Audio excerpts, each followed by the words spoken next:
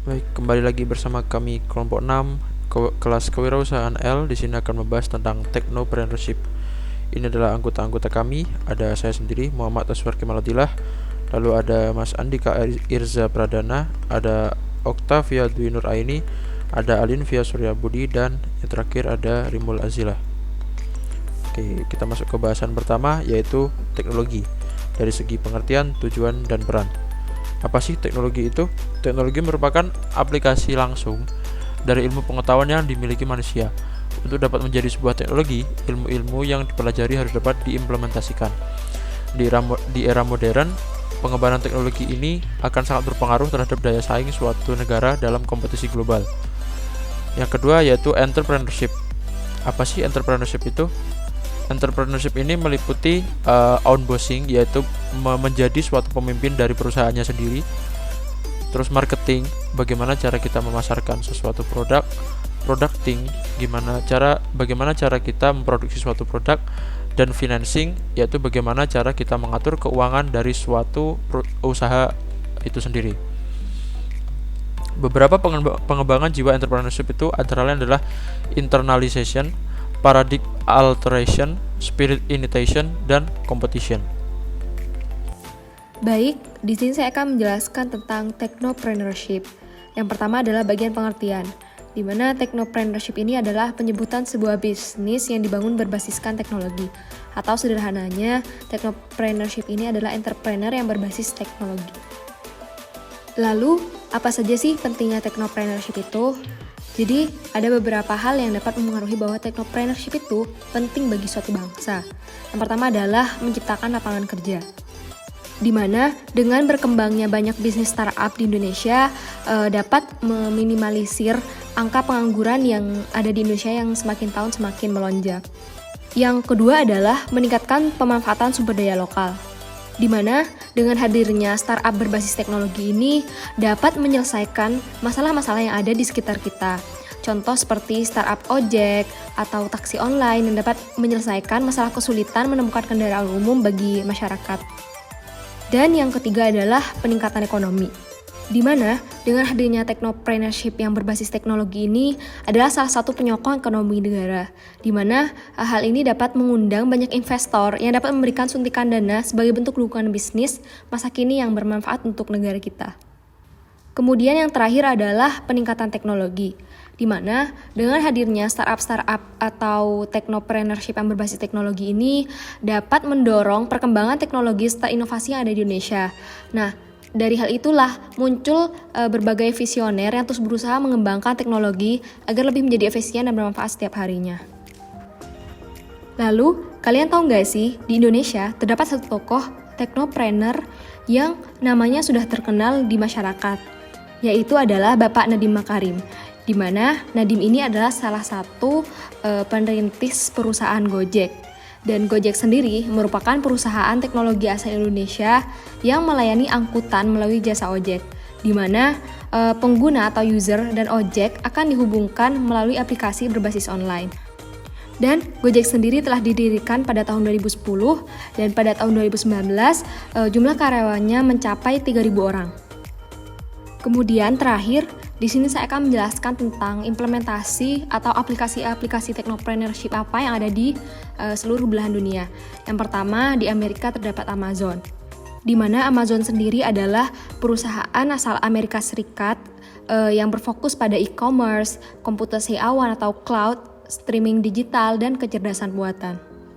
Selanjutnya untuk wilayah Eropa terdapat aplikasi Spotify. Spotify sendiri adalah suatu perusahaan yang berasal dari Swedia, yang dari Eropa, di mana Spotify ini adalah layanan streaming musik dan audio, seperti podcast dan lain-lain. Dan terakhir untuk benua Australia adalah Canva, di mana Canva sendiri adalah suatu platform desain grafis yang digunakan untuk membuat grafis media sosial, poster, dokumen, atau konten visual lainnya. Dan Canva ini berasal dari Sydney, Australia. Baik, kali ini saya akan menjelaskan terkait pemahaman teknopreneurship di Indonesia. 3 hal yang harus diperhatikan yaitu yang pertama, sumber daya dan potensi. Yaitu Indonesia sangat memiliki potensi yang sangat besar di bidang teknopreneur, yang dimana teknologi ini memiliki kebermanfaatan yang dapat dilihat dari jumlah pengguna smartphone di Indonesia yang tiap tahunnya semakin meningkat, serta perilaku konsumtif yang dilakukan oleh pengguna di Indonesia yang sangat sulit terkendali. Dan yang kedua ada dari segi pendanaan dan investasi, yang dimana beberapa investor mulai menunjukkan ketertarikannya untuk menanamkan modal dalam jumlah besar. Contohnya nih dari SoftBank yang mulai menanamkan investasi jutaan dolar Amerika Serikat ke Tokopedia dan beberapa startup lainnya yang ada di Indonesia. Dan juga ada investor lokal dari Jarum Group yang sangat mendukung pendanaan startup e-commerce Blibli.com. Tentunya dengan kondisi seperti ini menjadi sinyal yang positif yang bakal memperlancar para teknopreneur yang ada di Indonesia untuk mengembangkan idenya. Dan yang ketiga yaitu dari segi inovasi. Dengan adanya teknologi yang masif seperti saat ini, tentunya sangat menyebabkan ketergantungan terhadap teknologi buatan barat.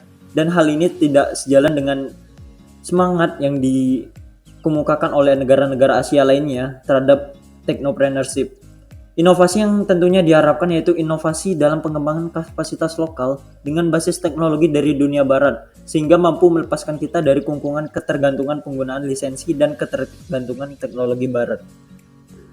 Baik, selanjutnya saya akan menjelaskan terkait program teknopreneurship yang ada di Indonesia. Yang pertama yaitu Mobile Technopreneurship.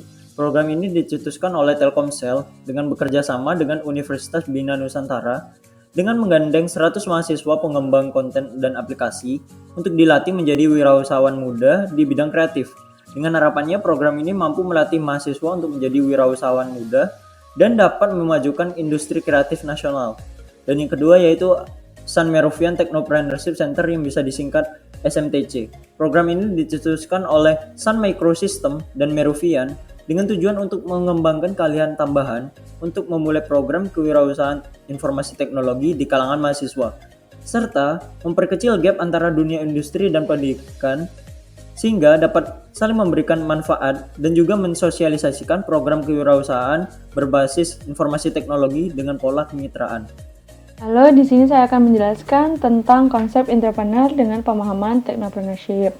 Jadi, konsep entrepreneur sendiri secara garis besar yaitu untuk dapat menuju ke arah yang sama seperti negara-negara tetangga kita lainnya, maka hal pertama yang perlu dilakukan adalah melakukan dekonstruksi pemahaman technopreneurship.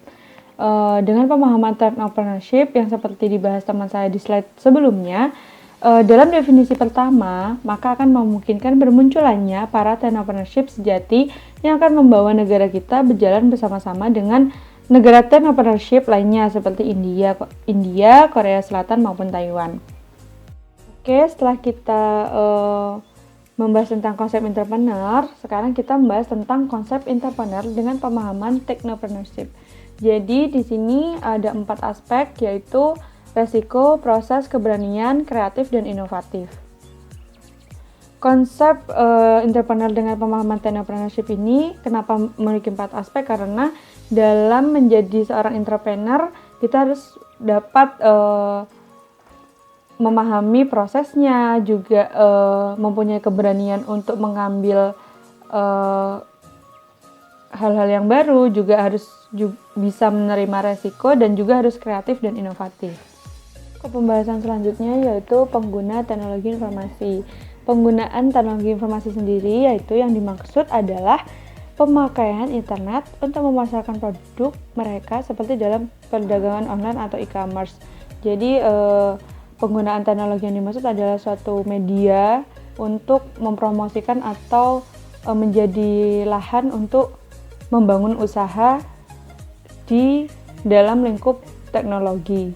Lalu pemanfaatannya berupa apa? Yaitu berupa perangkat lunak khusus untuk memotong biaya produksi atau pemanfaatan teknologi web 2.0 sebagai sarana iklan untuk wirausaha. Mungkin sekian dari saya, terima kasih. Pada slide berikutnya, kita akan membahas tentang inovasi. Apa itu inovasi? Menurut Everett M. Rogers, inovasi adalah sebuah ide, gagasan, praktik yang dilandasi dan diterima sebagai suatu hal yang baru oleh sekelompok orang tertentu untuk diaplikasikan. Menurut John Adair pada tahun 1996, inovasi adalah proses menemukan atau mengimplementasikan sesuatu yang baru ke dalam situasi yang baru juga. Nah, setelah kita tahu apa itu inovasi, berikutnya ada macam-macam dari inovasi. Nah, ada 3 macam-macam inovasi. Pertama, ada inovasi proses bisnis tentang bagaimana kita menjalankan sebuah bisnis. Kedua, ada inovasi produk tentang menciptakan suatu produk yang baru. Ketiga, ada inovasi layanan jasa. Berikutnya, ada macam-macam inovasi di perusahaan. Apa saja macam-macam inovasi yang ada di perusahaan? Pertama, ada inovasi proses. Inovasi proses adalah tentang bagaimana kita memproses sumber daya yang ada menjadi hal-hal yang baru dan berguna. Kedua, ada inovasi produk, yaitu menghasilkan suatu produk yang baru. Berikutnya ada inovasi servis, inovasi dalam model bisnis, dan juga inovasi dalam organisasi. Setelah mengetahui apa itu inovasi, sekarang ada kewirausahaan. Nah, apa sih kewirausahaan itu?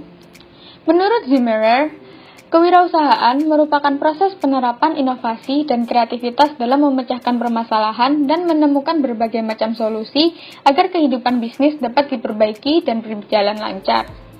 Nah, singkatnya, kewirausahaan adalah suatu proses kreatif untuk menciptakan sesuatu yang inovatif, yang bermanfaat dan bernilai lebih. Sekarang kita sudah sampai pada slide terakhir pada presentasi ini, yaitu kesimpulan. Kesimpulannya, technopreneurship adalah suatu proses kreatif dan inovatif yang bisa menghasilkan sesuatu, baik produk, jasa, maupun cara berbisnis yang bisa berguna dan bermanfaat dengan menggunakan teknologi sebagai basis dasarnya. Ya, mungkin itu saja yang bisa disampaikan oleh kelompok kami. Bila ada pertanyaan, silahkan disampaikan di kolom komentar. Jika mungkin ada yang belum menonton bab-bab sebelumnya, bisa cek di YouTube Aswar Abdillah. Terima kasih, mohon maaf bila ada kurang lebihnya. Sampai jumpa di bab selanjutnya.